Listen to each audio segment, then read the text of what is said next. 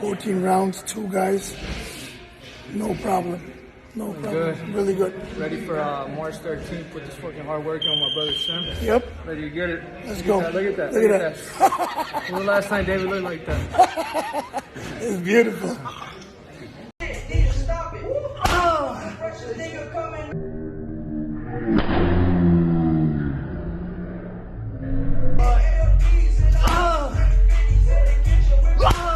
Are you tired of your YouTube videos not getting any views? Well, consider TUBEBUDDY.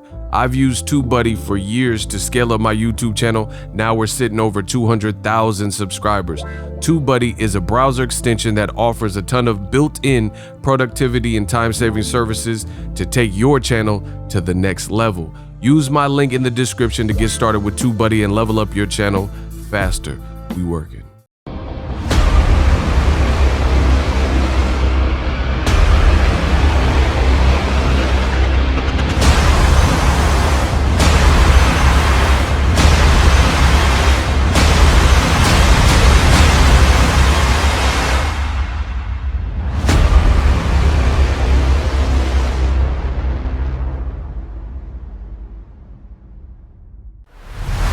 Yo, after losing his belt on the scale over weight, based on weight, David Benavidez looks very hungry and motivated. David Benavidez may just be in the best shape we've seen him in his professional career. We're going to talk about that. What up, Fight World? It's your boy Ego, and I'm back with some more boxing. Make sure you smash the like button. Also subscribe to my channel for the latest and greatest. Before I get started, use my link to get ESPN Plus. There's a ton of original content, docuseries, documentaries, Miguel Berchel, Oscar Valdez. This weekend, we're doing the Boxingego watch party. ESPN Plus, get it as a standalone app, or you can get the bundle ESPN Plus, Hulu, and Disney Plus. All 3 apps, one low price of $12.99. Also, there's a link for TUBEBUDDY. That's a browser extension and a resource if you have a YouTube channel and you're trying to grow that channel. I've successfully used it over the years. It's a great tool, and you see we're over 200,000 subscribers, organic subscribers, a lot of baked in tools that TUBEBUDDY has. So consider TUBEBUDDY to level up your YouTube content. It don't matter what genre, it'll definitely be beneficial. Now, Ego Weight Watchers, AKA ILL, where I give you guys a look into the fighter lifestyle, before, after, and progress pics, especially when they have an upcoming fight. Now, you've seen David Benavidez, a couple clips at the beginning. He's looking in shape. He's hitting hard. He's a puncher. And as I said in the beginning of this video, his last fight, he destroyed his opponent, Angulo, a guy who had never been stopped. But he did not get to reap all the benefits of that performance and victory. He stayed undefeated. While staying undefeated, he did lose his title. He was ineligible. He wasn't eligible to win the title or to retain his title, even in victory. Why? Because he lost the belt on the scale, you know, and this was the second time David Benavidez lost the belt. And you've seen what Canelo never, when David Benavidez had the belt, Canelo never really mentioned David Benavidez, and you've seen an immediate interest in the WBC belt as soon as it left the hands of David Benavidez. It's funny how that works.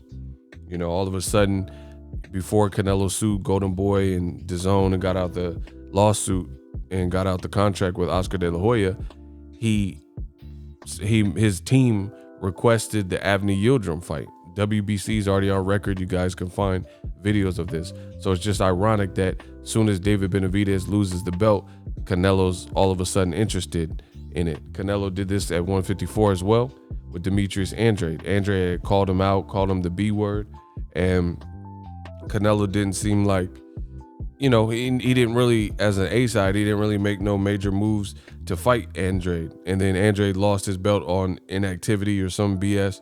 And later that belt got in the hands of Liam Smith, and he fights Liam Smith for the belt. But he didn't fight Andrade when he had the belt. So David Benavidez, another miscalculation. He's a monster, undefeated, but it looks like he's trying to get that in check, because that has to be painful. You lose your belt because you test positive for cocaine, which is a banned substance. And obviously he lost his belt for that banned substance in his system. And then he later regains the title by beating Anthony Durrell by stoppage, a guy who's in a WBC eliminator.